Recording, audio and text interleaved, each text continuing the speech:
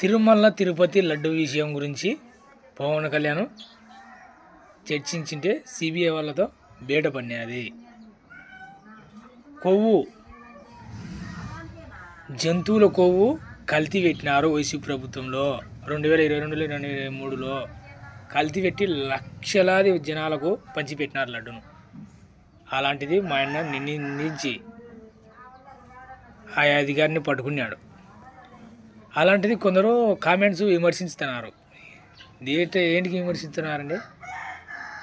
దీనికి రాజకీయ కుట్ర చేసినారు, అరెస్ట్ చేయడానికే చేసినారు ఓన్లీ అని అంటున్నారు.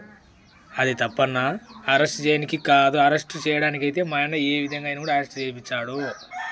నిందితులు ఎప్పటికైనా కూడా నిందితులే, అంతే తప్ప అరెస్ట్ చేయడానికి అయితే కాదు. అలా కామెంట్ చేయకండి, అలా పంపించకండి. మేము మంచి కోసమైనా మంచి చేయడానికే ఉన్నాం, ప్రజల కోసమైనా ప్రజలు మేలు చేయడానికే ఉన్నాం, అంతే తప్ప మిగతాది ఎవరి మీద కుట్రలు లేవు. మేము శత్రువుని కూడా దగ్గరికి రానిచ్చాం. అలాంటి వ్యక్తిత్వం మాది. మా జనసేనలో అలాంటి వ్యక్తిత్వం మనుషులు ఉన్నారు.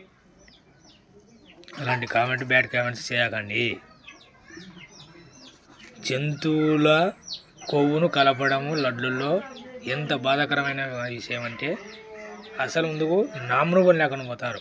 అయినా కానీ నామరూపం లేకుండా ఆల్రెడీ వైసీపీ ప్రభుత్వం పోయింది. 150 సీట్లు గెలిచిన వ్యక్తి 11 సీట్లు వచ్చినారంటే దేశం వల్ల ఆంధ్రప్రదేశ్ తిరిగి చూసే పరిస్థితి వచ్చింది. చాలా తప్పున్నా అలా కామెంట్ చేయకండి, అలా పెట్టకండి. మంచి కోసమే ఉన్నాం, మంచి మేలు కోసమే ఉన్నాం. మేము ప్రజలు మేలు కోసమే ఉన్నాము. బ్యాడ్ కామెంట్స్ అయితే పెట్టాం మేము.